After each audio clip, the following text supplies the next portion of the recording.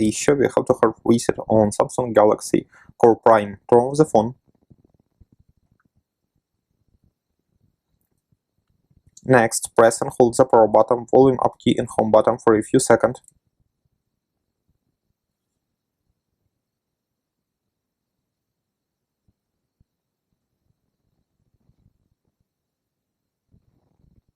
Now use volume key and power button to select factory reset, then choose yes. Finally, click the power button.